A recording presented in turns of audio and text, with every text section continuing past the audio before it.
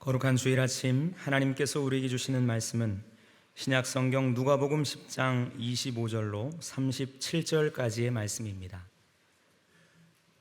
신약 성경 110면에 있습니다.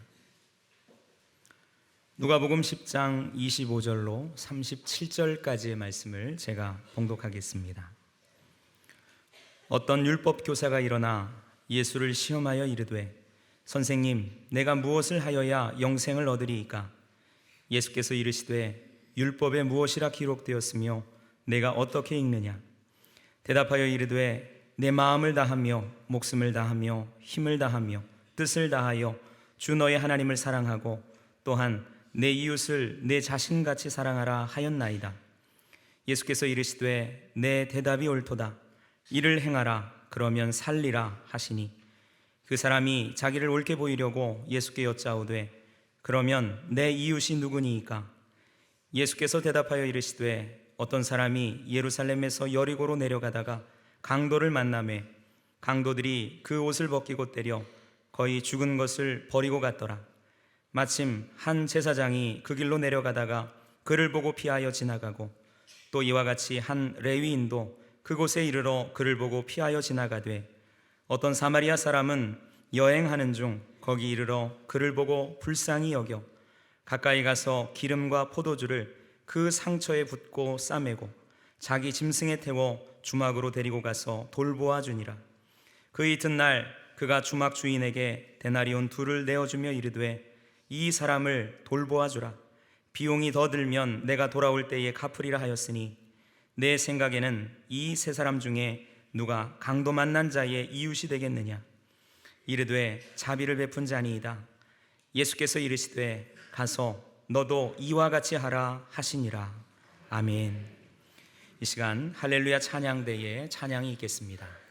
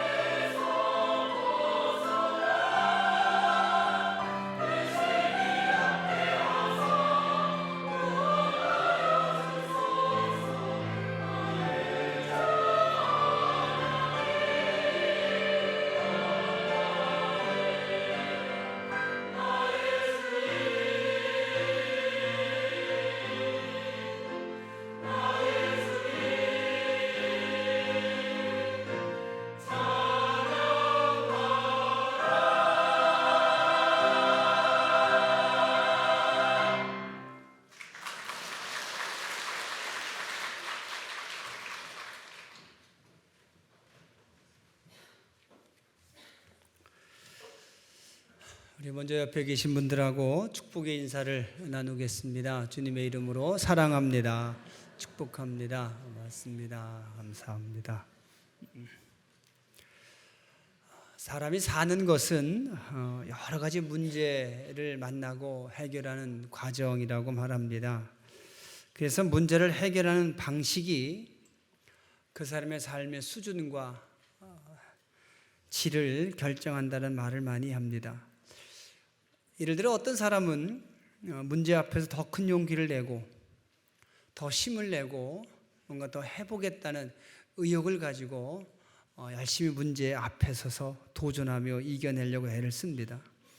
하지만 어떤 사람은 문제를 만나면 절망하고 또 포기하고 남 탓하고 억울해하고 속상해하면서 문제 안에 치여서 지내기도 합니다.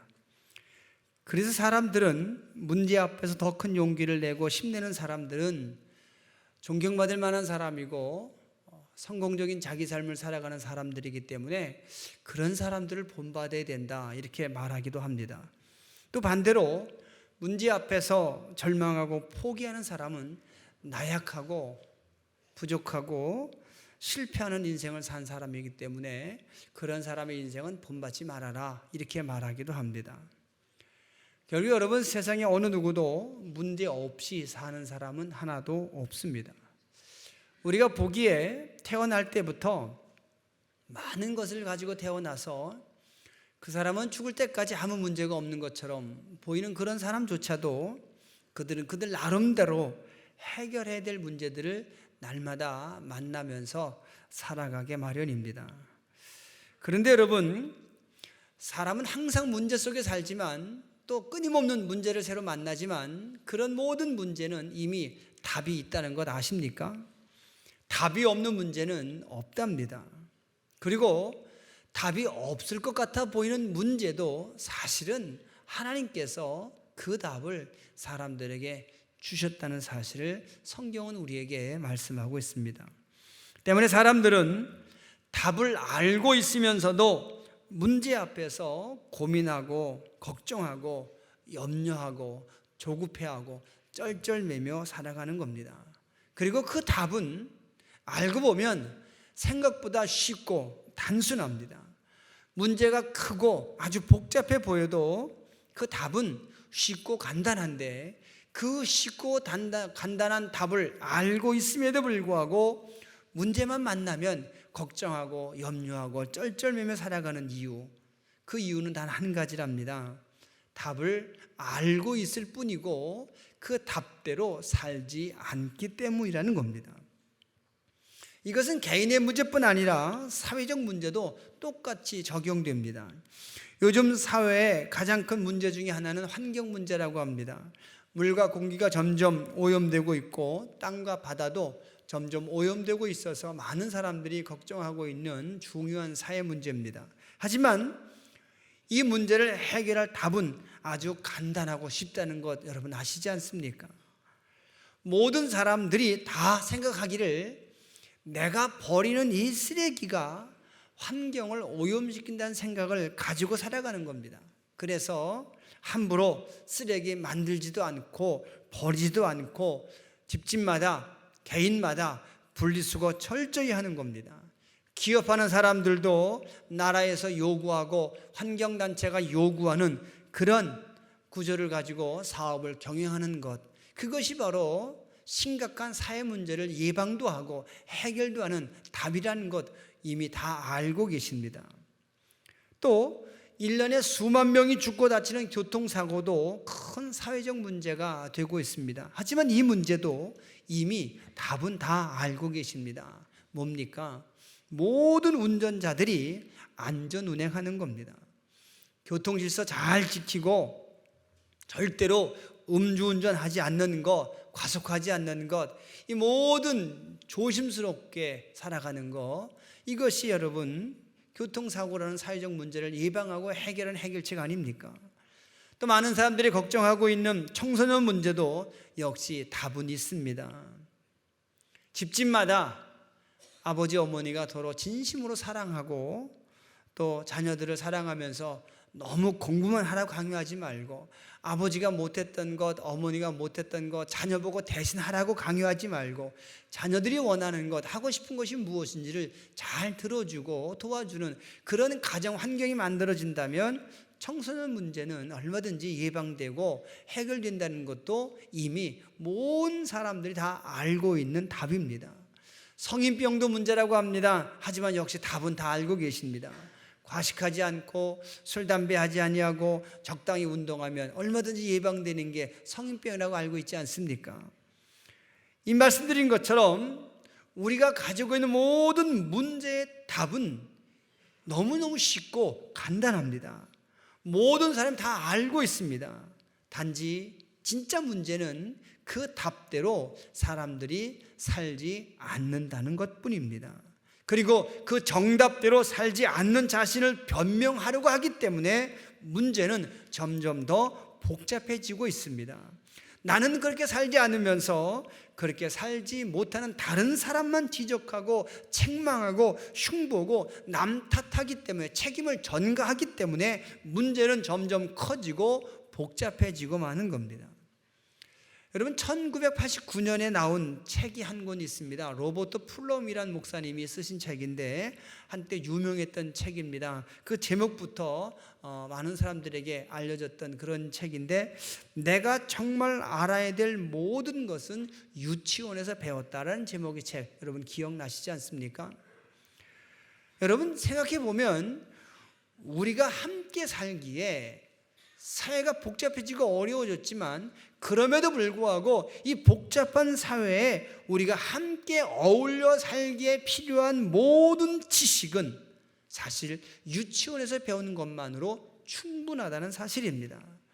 우리가 매일 만나는 문제를 해결하기에 필요한 지식도 굳이 대학 가서 배우지 않아도 유치원에서 배우는 것만으로도 충분히 해결되고 예방된다는 사실입니다.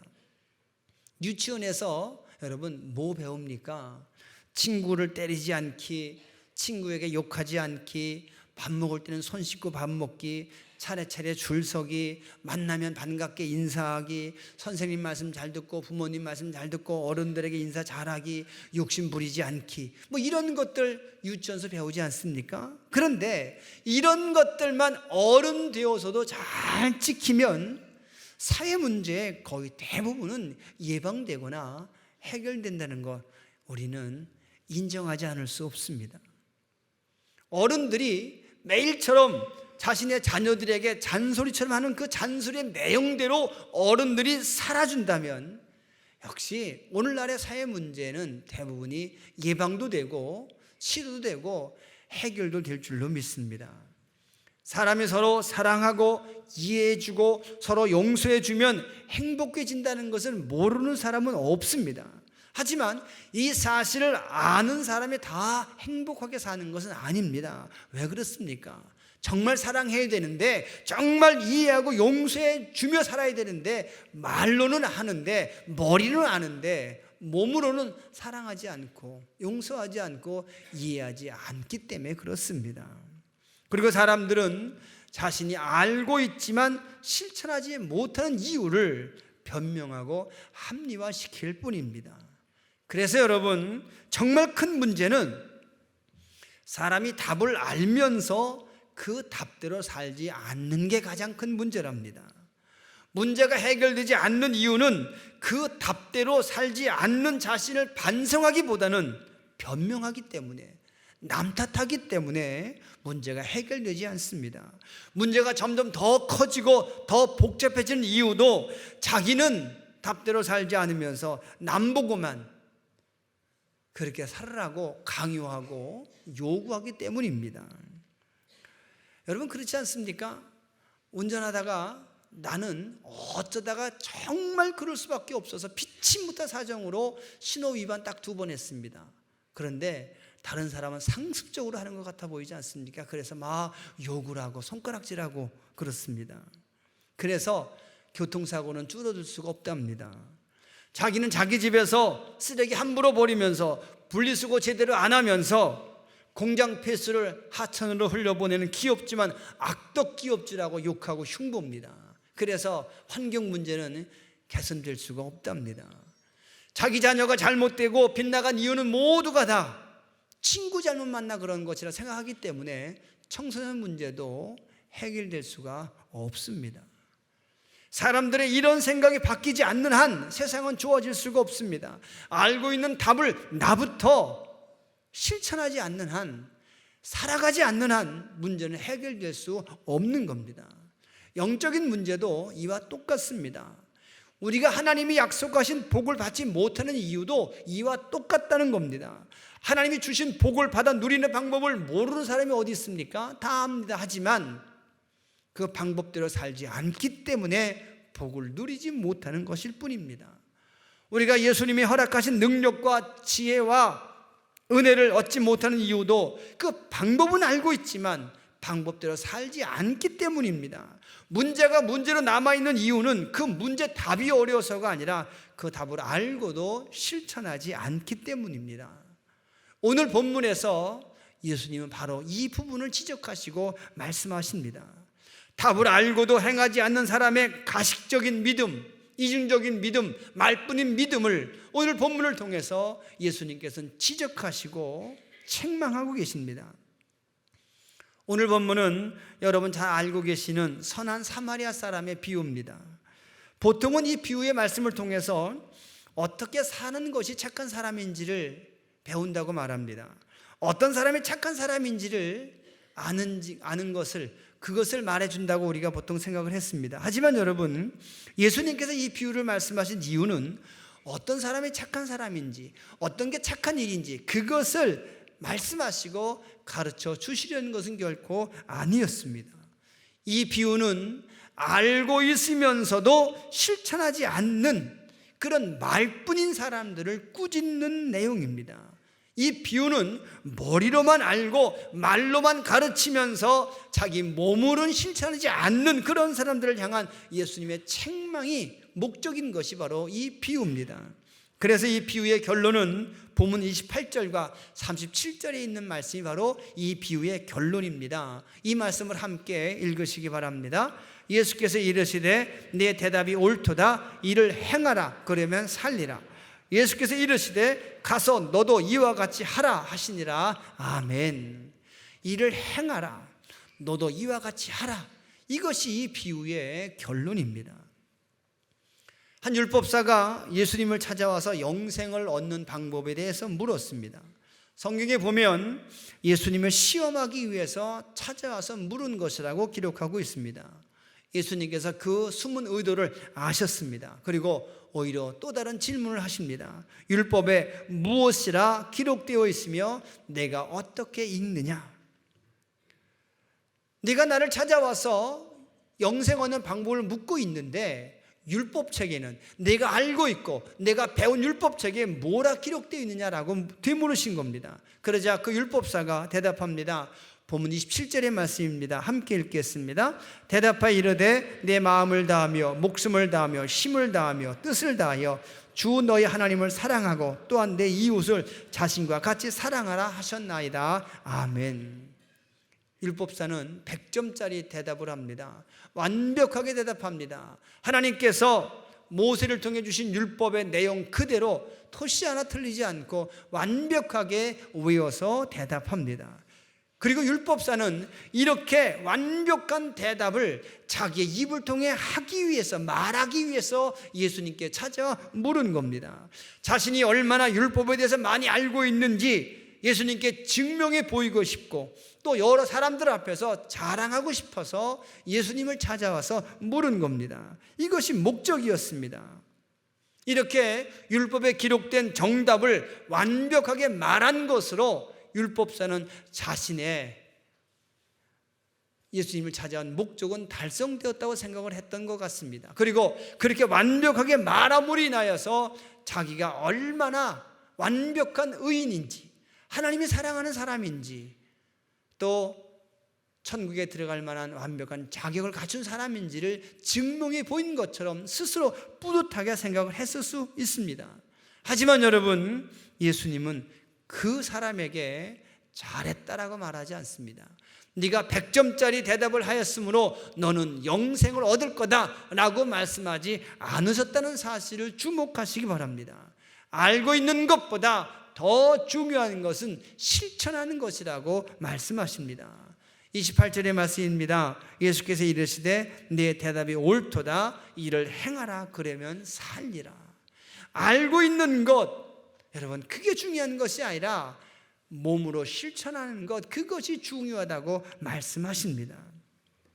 지난주 설교 중에서 하나님은 율법을 만들어서 사람들의 입과 마음에 두셔서 사람이 누구나 지킬 수 있게 하셨다라고 말씀을 드렸습니다. 하나님께서 율법을 사람들의 입과 사람들의 마음에 두셨다는 것은 어떤 사람이든 사람으로 하여금 그 율법을 실천하게 하기 위해서, 또 실천할 수 있는 법이라는 것을 말씀하시기 위해서 주신 말씀이었습니다. 하지만 사람들은 시간이 지나면서 그 율법을 책으로 옮겨 놓았습니다. 사람들의 입과 사람들의 마음에 있었던 그 율법을 글로 적어서 책으로 옮겨 놓은 겁니다. 그래서 공부해야만 알게 되는 지식으로 바꾸어 버렸습니다. 그리고 사람들이 그 책에 있는 율법을 공부해서 알면, 깨달으면, 외우면 다 된 것처럼 그렇게 착각하게 만들어 버린 겁니다. 때문에 율법사들, 서기관들, 바리새인들은 율법에 대해서 공부하고 토론하는 것이 율법을 지키는 것과 같은 것이라고 착각하게 되고 만 겁니다. 그래서 오늘 본문에 등장하는 율법사도 예수님을 찾아와서 율법에 관한 논쟁과 토론을 즐기면서 자기가 얼마나 의로운 사람인지, 완벽한 하나님의 사람이라는 것을 토론을 통해서 증명하려고 하고 있는 겁니다. 하지만 예수님은 그 사람에게 말씀하십니다. 율법은 논쟁하고 토론하는 것이 아니라 몸으로 지키는 것이라고 분명히 말씀하고 계십니다. 그런데 율법사는 예수님의 그 말씀을 깨닫지 못합니다. 알고 있는 게 중요한 게 아니라 지키는 게 중요하다. 내가 아는 거 그거 지켜야 영생 얻는다. 내가 하나님의 사람이라는 것 아는 것을 증명하려고 하지 말고 지키는 것으로 보여봐라. 이렇게 말씀하셨는데도 이 율법사는 깨닫지 못합니다. 그리고는 또 예수님에게 토론을 하자고 또 요구합니다. 28절에서 말씀하셨는데 또 그 사람이 뭐라고 말합니까? 그 사람이 자기를 옳게 보이려고 예수께 여짜오되 그러면 내 이웃이 누구니까? 율법사는 계속해서 율법에 관한 토론만 즐기고 있는 겁니다. 그리고 그렇게 하는 것이 율법을 잘 지키는 사람, 하나님께 의롭다 인정받은 사람이라고 스스로 착각하고 있는 겁니다. 여러분, 이것은 제가 일전에 믿음의 고민과 믿음의 갈등은 아직 믿음이 아니라고 말씀드린 것과 똑같은 겁니다. 신앙적인 고민을 하고 영적인 갈등을 했다고 해서 그것이 믿음이란 것라고 착각하는 것은 결코 옳은 것이 아니라고 말씀드린 적이 있었는데 이거와 똑같은 내용 아니겠습니까? 많은 신앙인들이 어떤 문제 앞에서 기도하며 고민합니다. 어떤 선택을 눈앞에 두고 성경 말씀을 묵상하며 갈등합니다. 하나님 말씀을 들으며 고민하고 기도실에서 갈등하며 기도합니다. 그리고 그 갈등 자체가 믿음이라고 생각합니다. 그 고민 자체가 믿음 있는 사람의 모습이라고 생각합니다. 하지만 여러분, 갈등과 고민은 아직 믿음은 아닙니다. 많은 신앙인들이 믿음으로 고민하고 갈등한 후에 결국엔 자기 생각, 세상적 방법을 선택한 후에 자기는 믿음의 의무를 다했고 신앙인의 자세도 잃어버리지 않았다고 생각합니다. 하지만 여러분, 그것이 착각 아닙니까? 큰 오해입니다. 고민과 갈등은 아직 믿음이 아닙니다. 고민과 갈등 속에서 결국엔 마지막 순간에 하나님의 뜻을 선택하고 예수님 말씀에 순종하는 구체적인 결단과 실천부터가 믿음에 해당되는 겁니다. 아브라함이 아들 이삭을 죽여서 제물로 바치라는 하나님의 명령을 들었습니다. 그리고 아브라함은 그 명령에 순종하기로 결심합니다. 하나님께서 제물로 바치라고 지정하신 장소까지 가는데 3일이 걸렸다고 성경은 기록합니다. 이제 아들을 죽이기 위해서 아들의 손을 잡고 그 3일 길을 걸어가면서 그 3일간의 시간 동안에 아버지 아브라함의 마음이 얼마나 갈등이 심했겠습니까? 얼마나 큰 고민이 있었겠습니까? 만약에 여러분 갈등과 고민도 믿음으로 여겨주신다면 아마 하나님은 아브라함이 이삭의 손을 잡고 하나님이 지시하는 산으로 가는 그런 기간, 그 3일 가운데 어느 한 시간에 아브라함을 불러 세우셨을 겁니다. 아브라함아, 됐다. 네가 내 말에 순종해서 네 아들 데리고 그 산으로 가는 거 보니까 내가 내 믿음 봤다. 이제 돌아가라. 이렇게 말씀하셨을 것 같습니다. 하지만 여러분, 성경은 그렇게 기록하고 있지 않습니다. 하나님은 아브라함이 3일 길을 다 가고 그곳에 와서 제단을 만들고 그 제단에 장작도 쌓아 놓고 그 위에 아들을 올려놓고 묶어놓고 자신의 손에 칼을 들고 아들의 몸에 찌른 그 순간까지 기다리십니다. 그리고 찌르려고 내리치는 순간에 그 손을 막으시고 말씀하시는 이제 됐다라고 말씀하십니다. 이제 내가 내 믿음을 보았다라고 말씀하십니다. 고민과 갈등할 때 믿음을 보신 것이 아니라 실천할 때 믿음을 보셨다는 사실을 여러분 주목하여 보시기 바랍니다. 예수님께서 십자가에 달리시기 전날 밤에 고민하며 기도하십니다. 땀방울이 핏방울이 될 만큼 애절하게 기도하십니다. 하지만 예수님은 그런 극한의 고민과 갈등 후에 십자가를 선택하시고 하나님의 계획하신 그 계획에 순종해서 십자가에 달려 돌아가심으로 하나님의 계획을 완성하십니다. 이것이 믿음입니다. 여러분, 믿음의 고민과 갈등은 아직 믿음이 아닌 것처럼 율법에 관한 지식을 배워서 알고 토론하는 것은 아직 믿음을 지킨 것이 아닙니다. 율법을 지킨 것도 아니고 하나님의 사람이 된 것이 아닙니다. 하나님의 말씀, 그 율법을 내 입과 내 마음에 두고 정말 내 일상 속에서 내 이웃과의 구체적인 관계 속에서 실천해야 그때부터 율법을 지키는 것이 된다는 사실을 분명히 기억하시기 바랍니다. 오늘 본문에 보면 그저 토론과 논쟁만 즐기려는 율법사에게 예수님께서 또다시 비유로 설명하십니다. 잘 아시는 선한 사마리아 사람의 비유를 말씀하시는 겁니다. 한 사람의 여행 중에 강도를 만났습니다. 가진 거 다 빼앗기고 몸에 상처까지 입었습니다. 누군가 급하게 도와주지 않으면 목숨을 잃어버릴 수 있는 위급한 상황을 만난 겁니다. 마침 그곳을 제사장이 지나가다가 강도 만난 사람을 보았습니다. 하지만 제사장은 그 사람을 그냥 지나칩니다.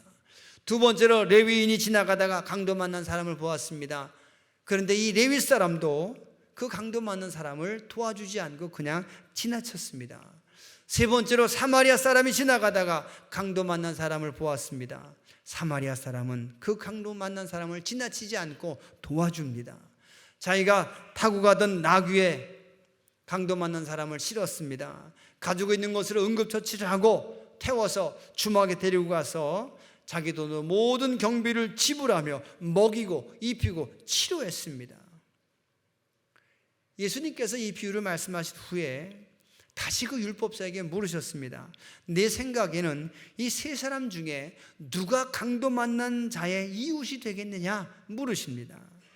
예수님께 질문받은 이 율법사는 자신에게 대답합니다. 가로되 자비를 베푼 자니이다. 맞는 말입니다. 틀리지 않았습니다. 그런데 이 대답을 한 율법사의 대답에는 이 당시 사람과 다른 생각으로 대답을 한 겁니다. 여러분, 이 당시에 사마리아 사람들은 그다지 좋은 이웃으로 취급받지 못했던 사람들입니다. 오히려 제사장, 레위 사람들은 영향력 있는 사람들로서 그 시대 소금처럼 빛처럼 사는 사람이라고 알려져 있던 사람들입니다. 때문에 이 율법사가 정말 좋은 사람, 선한 이웃은 레위인도 아니고 제사장도 아니고 저 사마리아 사람입니다. 이 대답은 결코 쉬운 대답은 아니었을 거란 겁니다. 때문에 이 대답을 한 이 율법사는 스스로 만족했을 겁니다. 내가 세상 사람들과는 다른 생각을 가지고 다른 마음을 가지고 사마리아 사람을 가리켜서 선한 이웃이라고 했으니까 나는 참 말 잘했다. 나는 좀 열린 사람이다. 이런 자부심도 있었을 겁니다. 하지만 여러분, 예수님은 그 율법사에게 잘 말했다, 정답이다 라고 말하지 않으십니다. 뭐라고 말씀하십니까? 예수님께서 원하시는 대답은 누가 착한 사람인지 골라내는 것, 그것이 아니었습니다. 예수님께서 원하시는 대답은 그 율법사가 착한 사람처럼 되는 것, 그것이 예수님께서 원하시는 대답이었다는 것을 여러분 기억하시기 바랍니다. 그래서 이 율법사에게 다시 말씀하십니다. 보면 37절에 있는 말씀입니다. 함께 읽겠습니다. 예수께서 이르시되 가서 너도 이와 같이 하라. 아멘. 여러분, 율법사의 질문과 예수님의 대답 사이에는 분명한 차이점이 있습니다. 율법사는 율법에 관한 지식을 묻고 토론하고 논쟁하려는 의도가 있었습니다. 그래서 율법에 대해서 묻습니다. 율법에 대해서 토론하려고 합니다. 이웃에 대해서 물었습니다. 이웃에 대해서 토론하려고 했습니다. 하지만 예수님은 율법사가 율법에 대해서 물으셨지만 그 율법사에게 율법을 지키라고 명령하십니다. 율법사가 이웃에 대해서 물었지만 내가 착한 이웃 되라고 명령하십니다. 결국 여러분, 하나님 말씀은 배우고 토론하는 데 의미가 있는 것이 아니라 그 말씀대로 살아서 말씀이 약속하신 은혜를 받고 복을 누릴 때에 의미가 있고 가치가 있는 것임을 기억하시기 바랍니다. 구원에 관한 지식, 영생에 관한 지식은 알고 토론하는 것이 아니라 지켜서 정말 내가 구원받고 영생 얻어야 의미가 있고 가치가 있는 것임을 분명히 알아야 합니다.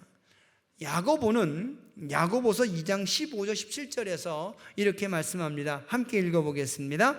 만일 형제나 자매가 헐벗고 일용할 양식이 없는데 너희 중에 누구든지 그에게 이르되 평안히 가라, 덥게 하라, 배부르게 하라 하며 그 몸에 쓸 것을 주지 아니하면 무슨 유익이 있으리요. 이와 같이 행함이 없는 믿음은 그 자체가 죽은 것이라. 아멘. 여러분, 믿음은 토론하고 고민하고 갈등하는 데 필요한 것이 아니라 결단하고 행동하는 데 필요한 것임을 기억하시기 바랍니다. 마찬가지로 하나님 말씀을 듣고 깨닫는 것 중요하지만 그보다 더 중요한 것은 말씀대로 살아가는 것, 그래서 말씀이 약속하신 은혜를 받고 능력을 받는 것, 그것이 더 중요함을 기억하시고 말씀에 실천하는 여러분들 되시길 바랍니다. 마지막으로 예수님께서 이 율법사에 하신 비유 중에 빼놓을 수 없는 중요한 영적 교훈이 하나 있습니다. 예수님 말씀하신 비유 중에 등장하는 세 인물 가운데 착한 사람의 역할을 왜 사마리아 사람에게 맡기셨는가 하는 겁니다. 당시 사회적으로 존경받고 인정받는 사람은 제사장이었습니다. 레위 사람이었습니다. 이 사람들은 태어날 때부터 거룩하고 경건한 집안에서 태어난 사람들입니다. 돈이 많았습니다. 지식이 많았습니다. 그래서 사회 지도층으로 자리 잡은 사람들이었습니다. 그리고 반대로 사마리아 사람들은 태어나면서부터 불결하다고 손가락질 당하며 태어나고 자란 사람들입니다. 이스라엘 사람이지만 이스라엘 사람으로 대접받지 못하는 천민이 바로 사마리아 사람이었습니다. 그런데 예수님은 자신의 비유 중에 착한 사람, 선한 이웃의 역할을 굳이 이런 사마리아 사람에게 맡기십니다. 여러분, 왜 그러셨겠습니까? 하나님의 말씀 혹은 율법 혹은 은혜, 선물은 신분에 상관없이 지킬 수 있고 받을 수 있고 누릴 수 있다는 것을 말씀하시기 위해서였습니다. 천한 사람, 가난한 사람, 무식한 사람도 하나님 말씀을 받을 수 있고 제자가 될 수 있고 능력을 받아서 복을 누릴 수 있다는 사실을 말씀하시기 위해서였던 겁니다. 결국 하나님의 율법은 예수님께서 다시 사람들의 입에, 사람들의 마음으로 옮겨 놓으셨기 때문에 신분에 상관없이 지식의 수준이나 경제 수준에 상관없이 누구나 지켜서 그 말씀이 약속하신 복을 누리게 된다는 것을 상징적으로 말씀하고 계시는 겁니다. 여러분, 실제로 우리 주변에 보면 너무 평범해 보이는 사람들, 정말 너무 평범해 보이는 사람들이 하나님의 크신 능력과 은혜를 깊이 경험하고 체험하고 하늘의 신령한 복을 누리는 사람들이 있습니다. 그래서 저런 사람은 하나님이 복 주셔봐야 큰 능력과 은혜 주셔봐야 자기만 누릴 뿐이고 다른 사람에게 나눌 수 있는 그런 지위, 그런 역할, 그런 성품이 못 되는데 왜 주셨을까? 그런 생각이 들 만한 사람이 있을 수 있습니다. 하지만 여러분, 중요한 것은 그런 말은 사람이 할 수 있는 말이 아니라는 겁니다. 그런 생각 자체가 잘못된 생각임을 우리는 알아야 합니다. 하나님은 자신의 은혜와 능력과 지혜를 누구에게든 다 주시는 분이고, 누가 그런 은혜 받았든 사람은 사람을 판단하거나 정죄해서는 안 된다는 사실입니다. 하나님의 은혜를 받고 능력 받은 사람에 대해 판단하는 것 자체가 죄가 된다는 사실을 우리는 알아야 합니다. 하나님, 저 사람에게 저런 능력 줘봐야 그냥 자기만 누릴 뿐이지 다른 사람에게 나눌 수 없습니다. 나눌 만한 형편이 못 되고 처지가 못 됩니다. 이런 말 자체가 죄가 된다는 사실을 우리는 알아야 합니다. 반대로 말씀드리면 사람은 누구나 다 하나님 말씀을 들을 수 있고 그 말씀 속에서 하나님 만날 수 있으며, 누구나 다 하나님의 사람이 될 수 있고 예수님의 제자가 될 수 있다는 사실을 우리는 인정해야 된다는 뜻입니다. 사랑하는 성도 여러분, 성령에 관해서 공부하다가 성령 받을 시간이 없었다는 말이 있습니다. 기도에 관해서 공부하다가 정작 기도는 할 시간이 없어서 못했다는 우스갯말이 있습니다. 여러분, 이 말이 무슨 뜻입니까? 내가 밥하는 방법은 잘 알고 있는데 한 번도 밥을 해서 먹어본 적이 없다는 말과 똑같은 뜻 아니겠습니까? 하나님 말씀은 토론하고 논쟁하는 데 필요한 지식이 아니라 몸으로 지켜서 약속된 복을 받는 데 필요한 것임을 기억하시기 바랍니다. 이제 우리는 육신적으로 그리고 영적으로 문제가 많다고 걱정하기보다는 이미 알고 있는 답을 몸으로 살려는 노력과 실천의 의지가 더 중요하다는 사실을 기억하시기 바랍니다. 내가 알고 있는 것을 행하라고 하신 예수님 말씀을 기억하셔서 이제부터 알고 있는 것 행하는 여러분들 되시길 바랍니다. 실천함으로 모든 문제 해결하고 극복해서 말씀이 약속하신 복과 은혜를 정말 받아서 누리며 살아가는 여러분들 되시기를 우리 주님의 이름으로 부탁을 드리겠습니다. 기도하겠습니다. 합심해서 기도합니다. 하나님, 이제 말씀을 실천하는 사람 되게 하셔서 말씀이 약속한 복과 은혜를 누리며 살아가는 하나님의 사람 되기를 원합니다. 함께 기도하겠습니다. 사랑이 많으신 아버지 하나님, 고맙습니다. 감사합니다. 이제 우리들 이 율법사처럼 말로만 하고 토론만 하고 논쟁만 하는 것을 즐기는 사람이 아니라 실천하는 사람이 되게 하여 주시어서 그 말씀이 약속한 모든 복과 은혜를 받아 누리는 복된 사람들이 되게 하여 주시옵소서. 예수님 이름으로 감사하며 기도합니다. 아멘. 하나님, 주의 말씀 듣게 하시니 감사합니다. 들은 것으로 만족하지 않게 하시고 깨달은 것으로 즐거워하지 않게 하시며 이 말씀을 실천하는 사람이 되게 하여 주옵소서. 그래서 말씀에서 약속하신 은혜와 복과 선물을 정말 내가 받아서 누리며 나눠줄 수 있는 예수님의 제자가 되어 살아가게 하여 주시옵소서. 예수님의 이름으로 감사하며 기도합니다. 아멘.